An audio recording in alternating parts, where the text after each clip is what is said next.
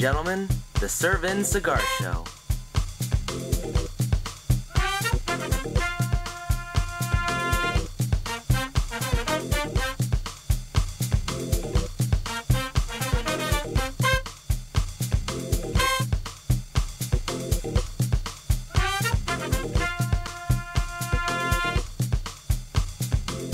And here's your host, Sir Vin. Hello, and once again, here we are at the Vin Cigar Show. Tonight will be episode 5, and we're going to start, and I'll mention each part that we do, part 1, 2, 3, and 4, so it'll help you people over on the YouTube, because you have to go to 4 different versions. Okay, well tonight, once again, I'm going to introduce you to our panelists, our regular panelists. First here, I'm going to introduce you to Avery Gardner. Hi, of course, my name is Avery Gardner, and I always come complete with my lifetime membership plaque. And as stated before, that's my largest achievement in life. Of course, I like to keep a quiet life going on. And I just thought of a couple of things from growing up. We have a former military people here, and I just wanted to say I myself wanted to go into the Army. But they told me that I would, what I described that I want to do, they said was in violation of the Geneva Convention. I checked with Al-Qaeda and they felt I was too tough. Well, it was since the Roman Legion that rape and plundering and pillaging was all right. You can't do it after that anymore. So you were out, babe. So they rated me out. Out. But otherwise, I got my Armagnac, my cigar, and we're looking to have a good show. And now we'll introduce John Capwell. Thanks, Vince. In the number 1 chair. Is that right? All right. We're not sure which is 1 and which is 2. We were debating. Yeah. Well, I'll take whatever you give me. Thanks. Just glad to be here.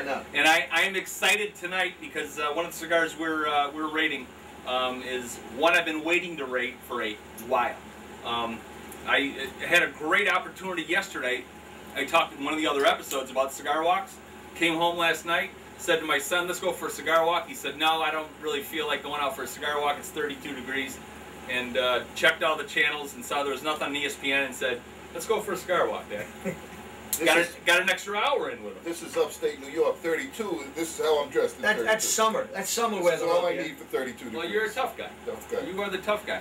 But my point being, because of cigars, I got an extra hour with my son that I wouldn't have had otherwise, with his undivided attention, and we talked baseball. Boy, I wish you were my dad. Yeah. Pretty neat. I tell my dad I don't want to go for a cigar, well, smack me across it. We always give him the choice, but most generally, I can get one of the 4 kids to go for you're one of the modern parents. Well, there. You got to be more involved with what's going on, I guess.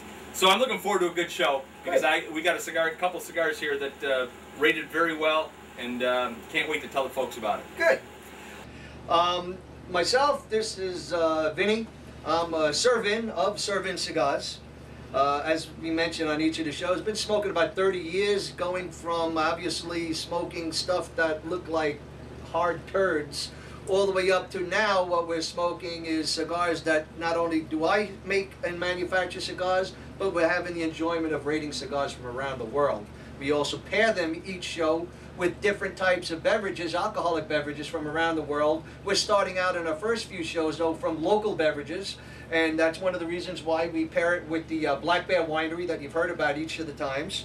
And I got to make sure I'm always looking at that right camera here. Which one? Am I going straight ahead? There we go. I caught myself the last time staring into space most of the night. And today what we're going to be doing is we're going to be tasting the Dandelion wine from the Black Bear Winery. And the cigars that we're going to be testing is the Hoya de Monterrey. We're going to be testing the Onyx. And we're going to be tasting the Silver Lance from our own factory here. And it's always a pleasure, and it's always a surprise, and it's always sort of a nervousness on my part when you're reading one of your own cigars, because as you know, it's a blind taste test. Now today is a special guest that I have here. Brings back a lot of memories of my past, because I don't know if I mentioned it before, I was in the Marine Corps and served from 79 through 84, and then again reserve time until 90. And what we got going here tonight, and I'll introduce our special guest. She was a major in the Army. She's now and was at that time, a doctor for the Army. And let me introduce you, come on up, is Dr. Susan Robinson. And she'll be joining us today in the guest seat of honor. And she's going to tell us a little bit about herself, a little bit about her services in Iraq, which I think will be interesting for everybody out there.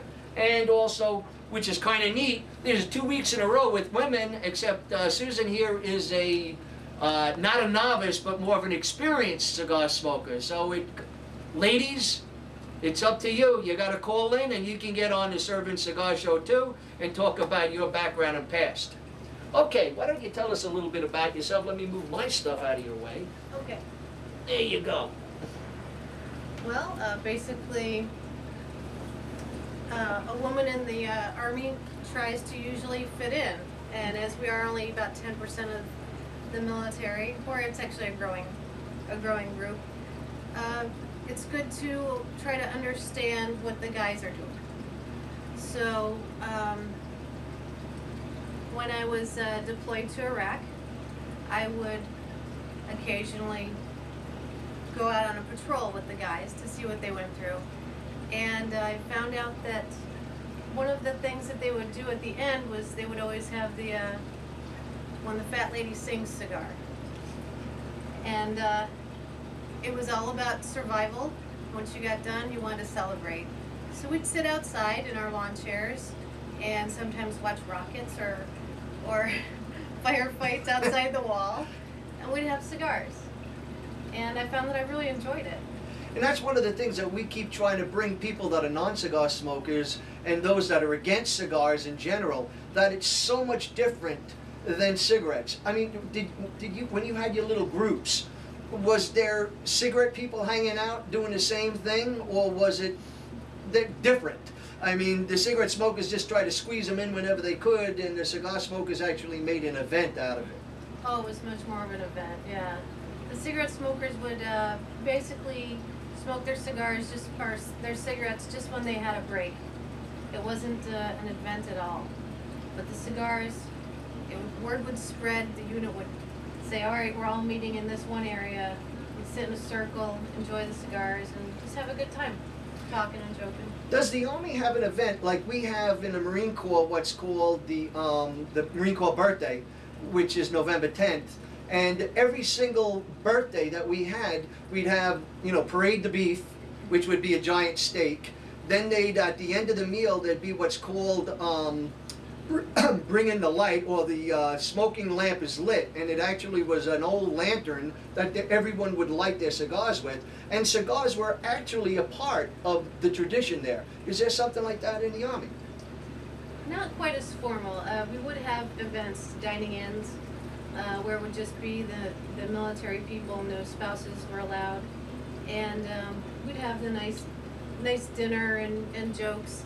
And then most of the people would gravitate outside and smoke cigars and talk. That's pretty neat. What we're going to do now is we're ending part 1 of episode 5, and we're going to come back and you're going to tell us some more about whatever you'd like to talk about. We'll be back in just a moment.